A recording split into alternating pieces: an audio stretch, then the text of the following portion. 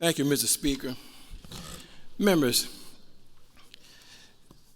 we are here again, and it's very unfortunate that we are here again.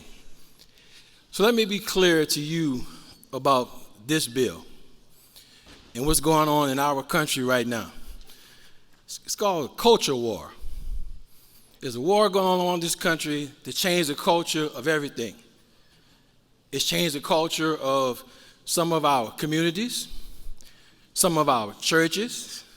Now we're having an attempt to change the culture that our kids live in the schools.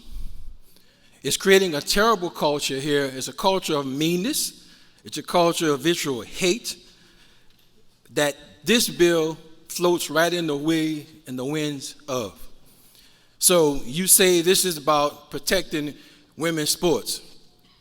And this is from K to 12th grade in public schools or schools that get money from the state.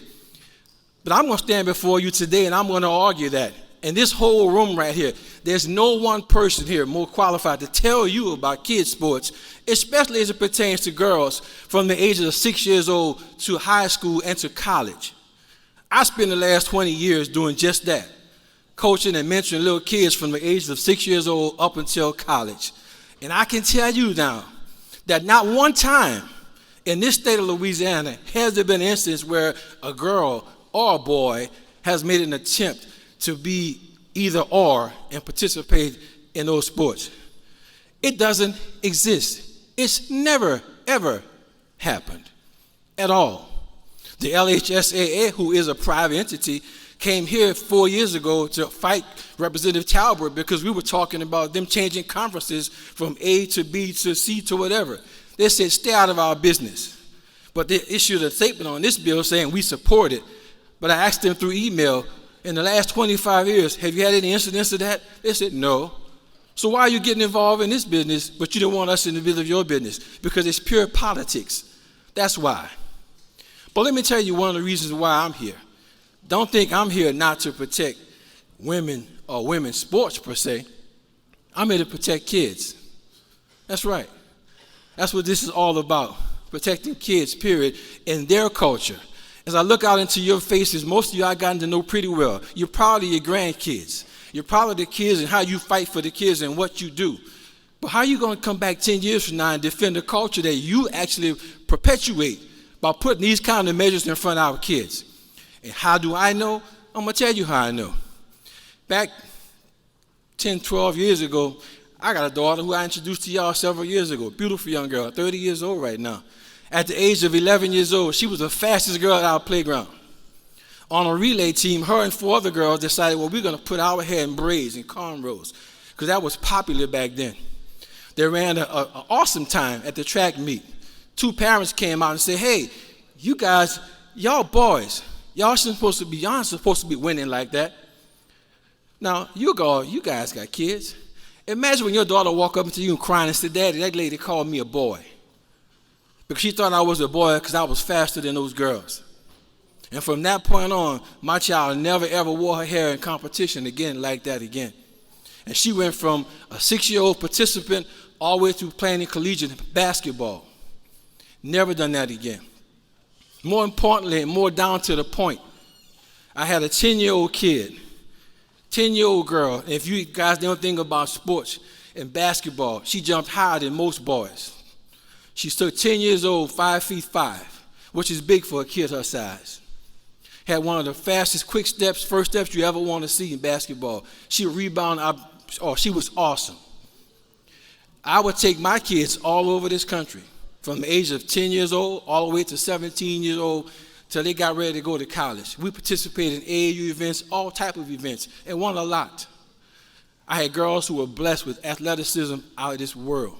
This one particular girl, and several instances we've been to in tournaments, parents, mean kids, because they could not play with her, they called her a boy, teased her because of her athleticism, how she was. And you think it's just kids we talking about. There's mean-spirited adults. This type of legislation here that puts this rule in particular in effect gives authority to people to question people out in the open. as to what your gender is. How are you there? It doesn't talk anything about being evasive about how you check. How do you verify a person is? No one's going to walk around with their birth certificate for their kids everywhere they go. You shouldn't have to. But because you have a law on the books, now you create a culture where people can come out and challenge and attack kids, talk about being bullies. Representative Ivory made my point kind of clear almost for me. It's just the kids, bullying kids. It's parents in places. There's places in this country right now I would not bring my team, my kids to, because of the meanness of the culture that people were there. Not here in Louisiana. It didn't happen in Louisiana at all, because we were better than that. And we have to continue to be better than that. Let's say no to the political pundits who say, you know what, it happens in this state, and that state. Okay, so they did that. Well, guess what? In this state, we're at the bottom in education. Right now, we got people in Southwest Louisiana. As a matter of fact, Representative McGee is trying to get some high school people an opportunity in his Terrebonne, in his own parish in Terrebonne. This doesn't help him. We got poor areas of this state right now where we can't hardly survive doing what we do. This bill doesn't help them, but this is to preempt something that we don't even have here. But guess what it does? It gives us something else we don't have here. It gives us a culture of hate and meanness, along with another list of other things that this culture brings upon us here. And like I said on my onset to here, several of you guys I've gotten to know very, very well. And I talk about your core and how much of a person you are in your beliefs. Every day we open up with a prayer. And one thing more telling to me was several weeks ago when Representative Ilg came up with a prayer. And it was our family prayer. It was a prayer that's always prayed a lot in the Catholic Church. And some excerpts to that prayer say, we implore you to give us your wisdom that we may build a community founded on the values of Jesus, which gives us respect to the life and dignity of all people. When a culture is meanness here, there's no dignity in that. There's no respect in that. It also says, bless and protect our youth, that they may be peacemakers of our time. We're giving them a whole lethal bunch of baggage of stuff to be out there and be mean, because the law says we can do it. We have to be better than that. And that's why I'm rising here.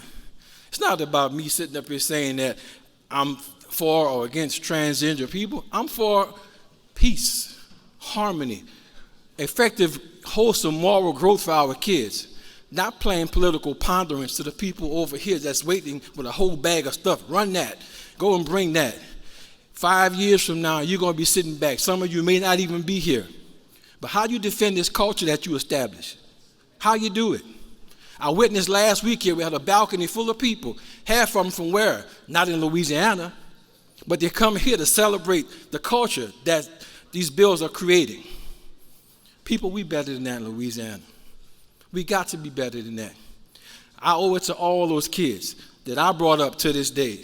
Some of them in college right now. Some of them graduated. As a matter of fact, one of them was here 3 years ago acting as an intern that suffered some of the bullying and some of the nonsense. Now you got small communities in this state right now that have small 200 people high schools. They do intramural sports all the time. Boys play with girls, girls play with boys. Well, guess what? We changed the bill a little bit, but it doesn't create the opportunity for people with mean spirits. Guess what? You're not a boy. You can't play with me. You don't see it in here, but it's coming. So I rise and I walk away from this talking about the prayers we pray, the moral positions that we take. Ladies and gentlemen, this is serious. It's not a political game that you can serve and you can walk away from. What you do here in this body is going to stay with your families, your grandkids from time and time on. And once you go on, you can't come back and fix this. You can't come back and fix it. So there are some defining moments that you have in your political career. Not always about a vote you take. It's about a decision you make. This is the defining moment right now. This is the moment that you can go home and tell your constituents that, you know what, I did what's right for our state. I didn't fix education with this. I didn't fix our economy with this. I put something in the law for later on that's going to make you suffer. And I can't say I'm sorry now, but you might as well then. Thank you, Mr. Speaker.